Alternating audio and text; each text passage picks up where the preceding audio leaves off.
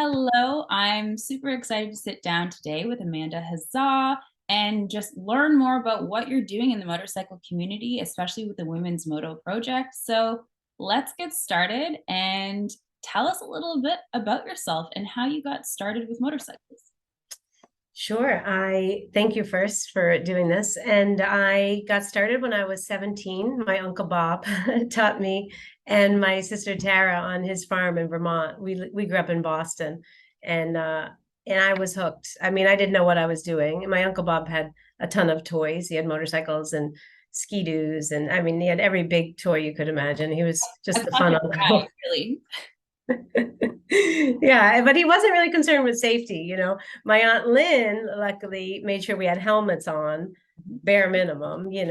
But the first thing I did when I got on, and I just popped a wheelie and down his driveway. And he was like, wow, she's a natural. And my sister was like, no, Uncle Bob, she has no idea what she's doing. And so it was that same day that he literally had us out. I mean, Vermont, it was like back roads, but he had us out riding on the streets, and it was really trial by error. But we were hooked. We were totally hooked. And so about a year later, he said, hey, girls, I have a motorcycle that I can gift you. It's a Honda 185. And if you can come get it, it's yours. So we're like, okay. So my sister and I like borrowed, well, my friend Justin in his truck, and we kind of bribed him to get us to Vermont, and we like paid him, I think, a case of beer, and he loaded this little Honda in his truck, and we took it back to Boston and put it in our backyard. And my mother just freaked out, like, whose motorcycle is that? And we were like, oh, it's our motorcycle, Mom. And so she actually was the one who said, absolutely not, unless you take a safety course. And so we're like, well, okay, even though we know how to ride, which of course we didn't, because we had, 2 days or maybe a few weeks at that point. But so we then took a motorcycle safety foundation course. And that's, I think, the predominant basic training course throughout every state. Total Control does the training here. Total Control training has the contract for California, but it's basically a state course program that you would go to get licensed, to get trained in the basic curriculum. And then after that, every state runs slightly differently. But basically, you would get an M1 endorsement or equivalent if you successfully pass that safety training, that beginner basic course. And so that's really where it started. I started with the beginner, and it was really, I mean, this was in a long time ago. This was 1999. I took that class because then I was trained as an instructor in 2001. But at the time, it was very militant, and it was taught mostly by ex-cops. And like my sister and I were the only women in the course. And we started with 12. There were 6 of us by the time the second day came. So everybody else got like let go. Oh, And we were only saved because of that basic little training our Uncle Bob gave us. Otherwise, we probably would have been kicked out too. But long story short, we passed the course. It was successful. We kept that Honda. My sister and I just shared it between us. We rode it all around Boston. And then I took another MSF class, and then another. And then I was asked to become an instructor, and that I would be sponsored. And so a local school owner at the time sponsored me to go through the instructor training. And that was it. I mean, I just never thought I would actually make a living from it. It was always supplemental. I did it on the side, but I loved it. And then as soon as I moved to California, I rode my motorcycle out in 2003. And I just started, it was easy to get work as an instructor because California is a year-round state. And so I just started teaching at a bunch of different locations throughout the state. And then I started my own school, which then morphed into something else because then I had a business partner, and then we kind of, went separate ways. I started another school. She kept that one. And that's how I started this one in Long Beach. It's called Clutch Motorcycle Training. And then through Clutch, as a woman owner, right, I hired a lot of women instructors. And so it just kind of became this thing of like, oh, that's like the women's site. So we ended up with a lot of women students, whether by referral. Harley Davidson in California would do a lot of referrals. The BMW motorcycles right up the street would do a lot of referrals. And so it just actually happened where these 2 women that were taking the basic course loved it. And they had 2 women trainers, Beth and JJ, and those two women emailed me right after and said, we love the course, we want to continue the training, but do you have anything that's just a for women by women? Like, can we just train and practice with just women? And I said, well, we don't have that, but we could create something, you know? So I remember having a call that time with the two instructors, JJ and Beth, and said, would you be willing to just stay late one day? And we'll just I'll bring coffee and let's see how many women we can get to do some drills. And I just set up some old drills that I knew back in the MSF days. And it ended up being a thing. And then it was like, okay, when's the next one?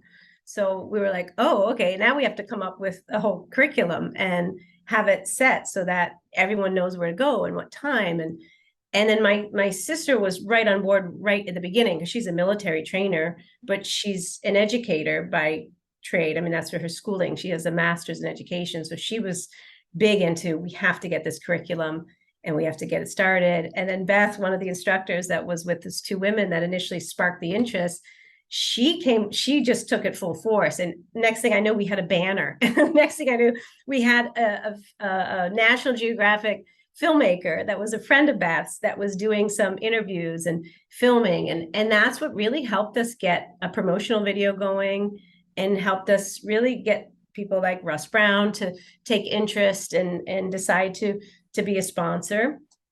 And so it's just grown so quickly in a great way. And now we're at the point, we just hired an executive director for the nonprofit. We are a 501c3 nonprofit.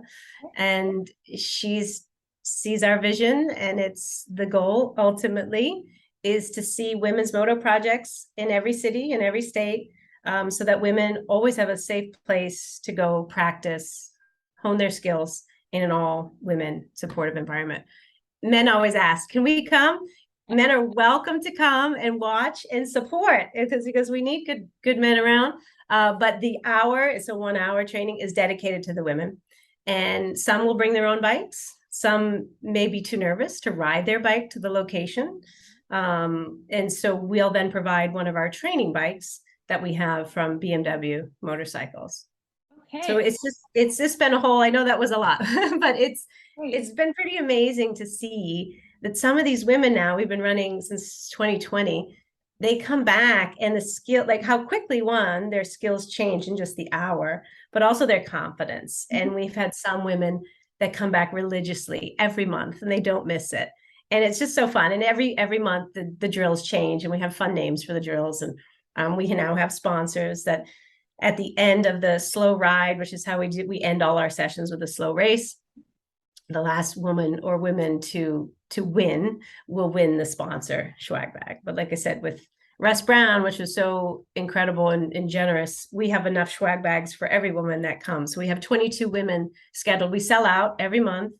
And that was also the kind of impetus to say, we need more sites. We need more places because we've had interest from the Bay Area and San Diego. Like, when are you guys coming down here? We did a special Litas only event with the motorcycle group, the Litas, and we did it in downtown Long Beach, and they've asked us to come to the Bay Area. So we are like actively working on getting other locations. But as you can imagine, with any nonprofit, you need more funding before you can branch out. But it's all good. It's all positive, and we're just so excited that it's taken off the way it has.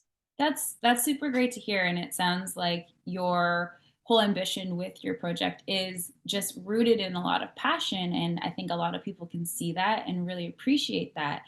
And you did a really great job at explaining what you do with your course and your program. So for people who are watching this, can you do a quick synopsis of what a day looks like at one of your courses? Sure. So the Women's Moto Project is separate from any basic type training, right? Because what separates it is that the women that come to us are already licensed, okay? They already have their M1. We are working on doing a kind of pre-course for those who are about to go into a license waiver course.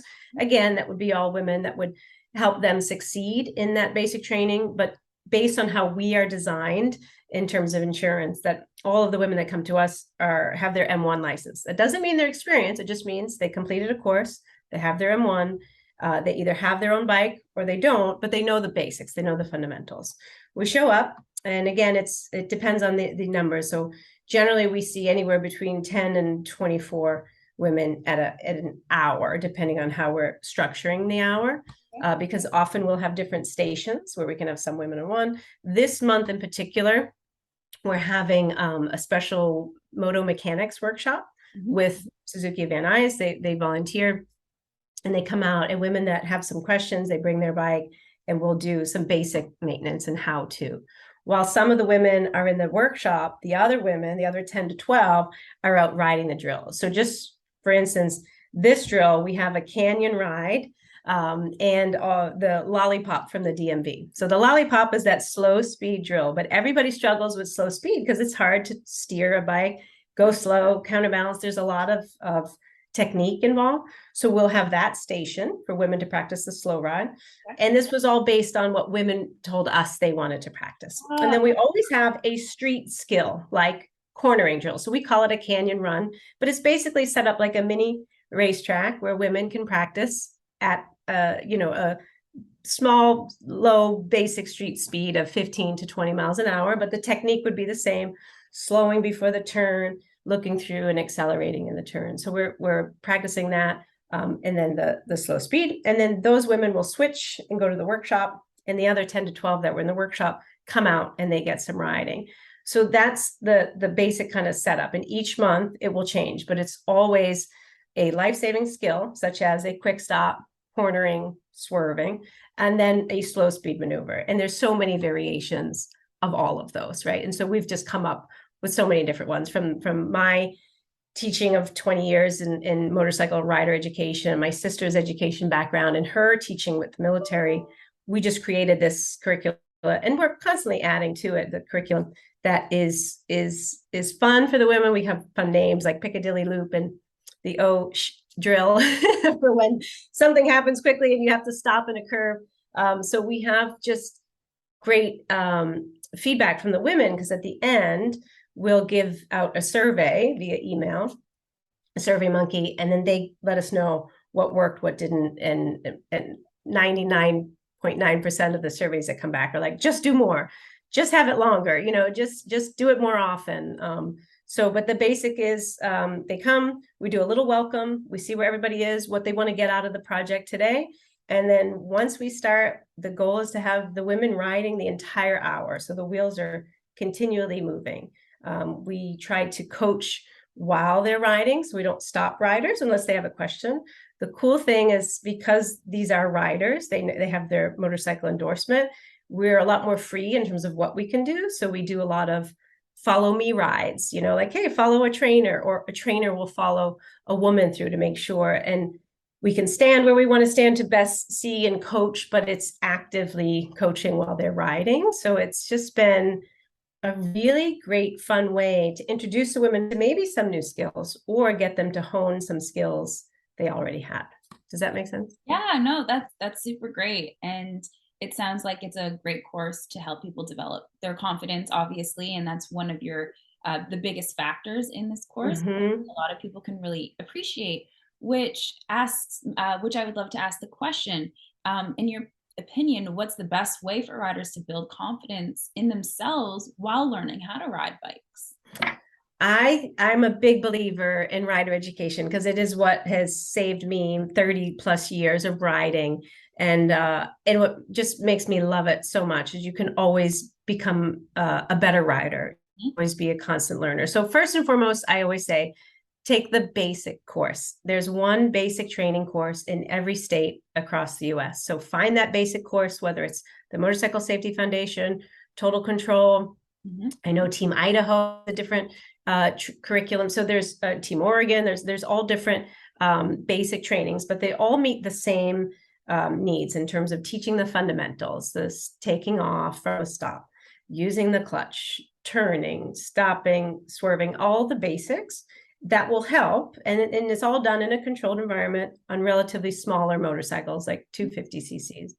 The next step, I always say, is take another training course. And if it's an intermediate level, if it's a dirt bike training course, if you're getting to the point where you feel confident enough in your skills, you want to take a track day, I recommend any type of formal training that you can do.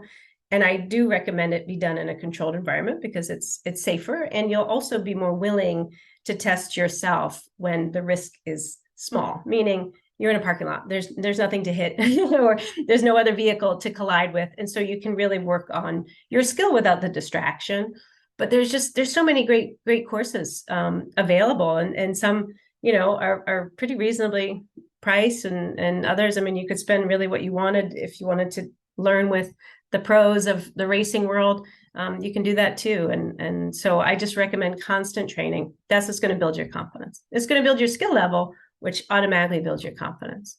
Okay, that's, I think, really great advice. And absolutely, I think more people could definitely use that for sure. And with this women's moto project that you have going on, you are doing a really great job at curating wonderful programs for people. But do you have any intentions of bringing it to more than just riding courses and bringing it to something else? That's such a great question. Our executive director actually brought up this idea of working with women in the prison system as some way of like empowerment. As you know, riding is just one way to feel empowered, right? And I don't think it's just empowering for women. I think it's empowering for everyone, because you get to use this machine in a way where you feel control over it, but also get a great amount of joy and pleasure from it, right? It is, I always say, it's the ultimate Zen, riding a motorcycle. But we at the Women's Moto Project, we're all about empowering women. And I do think there are many more ways to empower women outside of just the riding community. So we are now talking about how to branch out, but our goal is really set first to branch the Women's Moto Project out. And the main goal really is not to just make sure women are safe and continue to ride and get home every day, because women often now are heads of household and heads of businesses. And so it's that piece. And it's also, of course, the building camaraderie and the confidence. But we want everyone to feel a sense of security, that knowing the more skill they have, right, the longer they can stay in this sport. And so in terms of longevity, but also just increasing really like the happy meter, you know what I mean? So I think our goal is to really first focus on getting these projects expanded so we can get more women in the sport. More women in the sport means more influence really with motorcycles and what's made and what manufacturers have to say, and how women want specific bikes just for them. They may want lighter ones, they may want thinner ones, so the seat's not so wide and we can't put our feet on the ground. And so I feel now, right now we're at the 20% mark of women in the industry. Our goal is to get to 50%. And when we get to that, then I feel, yes, we're going to talk about other aspects of empowerment and how to bring that in, and that it may not always have to do with riding a motorcycle, that there may be workshops that we can do. So it's definitely something in our sights, but we're very focused first on branching out the Women's Moto Project. Okay, I appreciate that a lot. And I want to touch on what you had previously said, that there's only 20% of women riding right now. So tell us about your thoughts on why the female riding community is growing more than ever. Well, definitely millennials have helped, because with the millennials, so the latest statistic from the Motorcycle Industry Council, and they're the ones that collect a lot of data regarding motorcycles in general, motorcycle sales, and they break it down from gender and that. But millennials now are basically 26% of the riding community, right? Women overall are 20%, but that's increased dramatically from like when I became an instructor a million years ago, almost 21 years ago. I was one of two women in the state of Massachusetts that was a female instructor, right? And all of my students were men. It was very rare that a woman would come into the class, okay? And so that has grown, and statistically, we were at about just less than 10% then in 2001. And then we became 18%, and now we're 20% in just less than a decade. And so much of it is beyond just the thrill of learning to ride and the confidence builder that it is. It's also transportation now. When we see gas prices go up, there's an influx in new riders. They're right. I mean, it's just automatic. And because there's options, right? You could buy a used motorcycle, which we always suggest anyway, to buy a used motorcycle, less investment, pay less insurance, and you make your mistakes on something. You're not, you don't, you're not devastated if it falls over, type of thing. But I do think so. Sometimes it's just economic, where we'll see an influx of riders, but there's definitely this new age of, again, younger and younger people getting involved in riding. And yes, there's the cool factor, and there's so many different bikes now, and there are more options now, for women, especially in terms of bikes that are being made. It's a big pull now to get motorcycles that are smaller CCs, right, to start with. And of course, we've all done it in the training community, so we know the smaller you start, the more successful you'll be as you grow incrementally in terms of getting a larger bike. Sorry, I have such a sinus headache, and so I just feel all this rush in my head. It's probably passion too, about your love of motorcycles. But so I think it's twofold. I think, yes, we could see the economic changes, and that's creating more riders in general, but more women are getting into it, and the millennials are what's bringing those numbers up. So young women is the new trend now.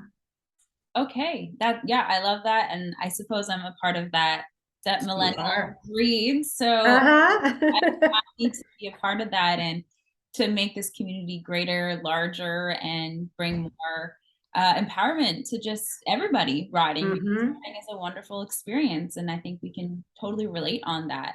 So, on a personal level, what are you riding these days, and what's your favorite type of riding? Okay, so I have had, as I mentioned, a Honda 185. That's what I started on. Then I moved up to a Honda Shadow 600, I believe it was. Then I moved up to a BMW 1200, which is what I rode cross country on. Okay, and then I started going smaller. So the moment I moved to California, I had this big, heavy BMW 1200. It was not as easy going in and out of traffic as you can here in California. It was a gas guzzler for all the reasons that, like, okay, I think I want something smaller. And then as I got more and more into training, I really liked the smaller, more nimble bikes, because I felt like I could practice, different skills on them that I wouldn't on a much heavier, larger CC. So I went from the 1200, and then I bought a Ducati Monster 700, and then I went up to an 800 BMW. Anyway, I've been fluctuating, but my probably favorite bike I've owned was the 800 BMW GS. And then I had, just before I was pregnant with my son, I had a bike that they don't make anymore called the Cross Country. It's a BMW. It's only a 650, really tall bike. And that was really fun. I sold that when I was pregnant. And now my son is 3.5. I went back to GS, but it's the 310 GS BMW. So I started to go down. Okay, awesome. That's what I currently have. That was a long-winded explanation of what bike I have now, but it is the 310 GS is what I own currently. Okay, and I'm sure it's a lot of fun. Lot of fun. So, you've been in the industry for quite some time, being an instructor for, you said, over 20 years now, and that's certainly an accomplishment. Yes. So I'm sure you've come across so many people. And my question is, what is the most favorite thing you love about the motorcycle community, and what have you seen, and how has it impacted your view on the community? Wow, so much. I mean, one, just being a woman in the industry too, and seeing more women join this community has just been exciting. But across the board, what's exciting is you can't pinpoint a motorcyclist. Like, you can't, there was this idea, I think, a misconception where motorcyclists, we're all bearded, we're like tattooed, and I think maybe reckless would be a word people would describe a motorcyclist. And it's changed so dramatically, and now we're seeing, especially just in my training school, just in the beginner course, we see all walks of life, all ages, as young as 15 and a half, you can do with parents' permission. My oldest student in the beginner riding course was 83 years old. And I'm sure that wasn't the oldest. I'm just in my training. And he was lovely. It was something he always wanted to do. his wife never wanted him to do it. And then she passed, and he just thought, you know what, I'm just going to try it. And he was great. And he ended up purchasing a smaller CC motorcycle, like a little Honda 300. And he rides just around his neighborhood. But it was just a goal that he had to fulfill. But in terms of backgrounds, and it just crosses all racial and economic backgrounds, and obviously the gender background as well. It's so diverse. And what we all have in common, right, is this need to feel this special freedom that I think nobody feels in any other way. Unless maybe you're a surfer, I think you get that idea, like, oh my God, it's like flying, and when you get up the first time. And so I always describe it as like, there's a sense of freedom, but it's also this incredibly focused, Zen-like focus, where you're also at your most calm and like most Zen space, right? Because yes, you have to be super focused, and it requires immense skill, as we all know, to do it for the long haul. But you also have this sense of peace. I mean, there's this old saying, I used to love it. I used to have a pillow. A friend of mine gave it to me. That you'll never see a motorcycle parked in front of a psychiatrist's office, right? Like there's this feeling of, you don't need that extra whatever, like this is your go-to when you're feeling sad or anxious. This is what's going to relax you in a way, but also keep you so focused so that you can get to and from wherever you're going. And I just feel like anywhere you go on two wheels, no matter what our political differences may be or anything else, we all get it because we all ride. And so that kind of acknowledgement from other riders that you see as you're riding past, and you do a wave or a nod or something, it's like, yeah, I see you, I understand you, and we all go through the same things.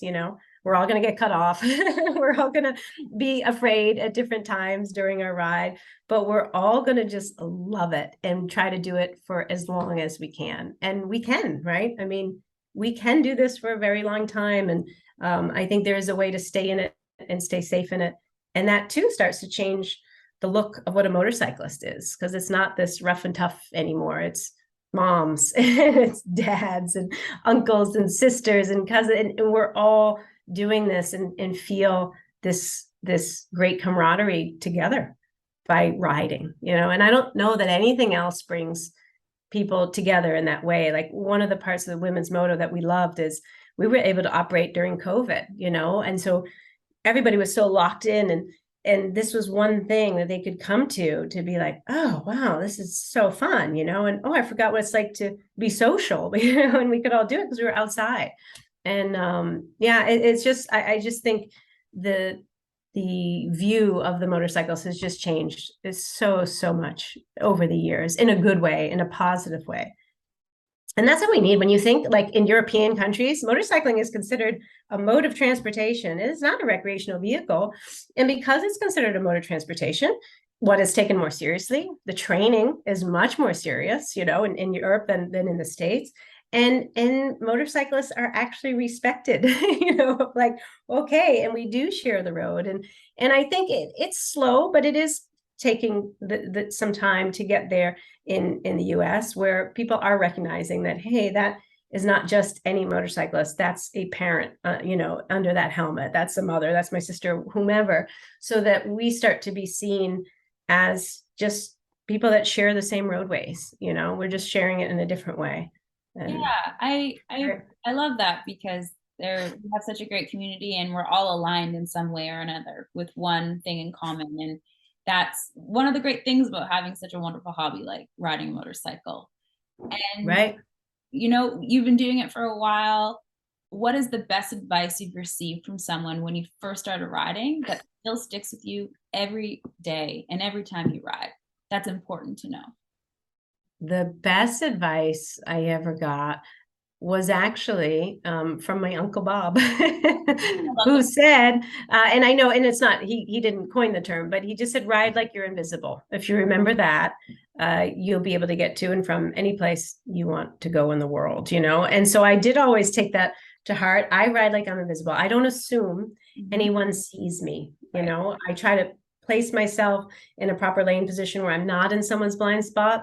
But it's hard. And as a car driver too, as I have a child, I too have seen, oh my goodness, thank God I looked twice because I did not see that motorcyclist, right? And I'm somebody that I would think I'd be more aware of motorcyclists, but it's so easy for us as we do take up a much smaller footprint to end up in a car driver's blind spot. And so to be really aware of that, and also aware that because we might sound loud, that this also doesn't necessarily allow people to see us. You know, they may hear us, but sound is strange in the sense that some people go towards a sound, and some people will back off from a sound, or get nervous if they hear the rev of the engine. So I've always just been a big believer in really riding as though you're invisible, and make every effort to be seen. So if that's wearing gear, right, and reflective gear, retro-reflective gear, is certainly at night, and just being as visible as you can. Lane position will help you be visible. I use my horn quite a bit just to make people know I'm coming. But that's, yeah, probably the best advice. Yeah, I think most people can relate to that. Of course, be invisible and get the heck out of the way, and you're Yeah, safe and good to go. But thank you so much for sitting down and welcome. chatting with me today. I loved hearing your story, and you're doing such a great thing for the female riding community. And I just encourage you to keep it going. And Thank yeah, you. thank you so much. I appreciate your time today. Thank you, and thank you for all of your support of the Women's Moto Project. We really appreciate it. So Russ Brown, we have a tent, a pop-up tent with Russ Brown's name on it and the Women's Moto Project on the other side, and it's provides some well-needed shade during our summer months. So yeah, we're very grateful. So thank you. Of course. And thank you. And that's everything for today.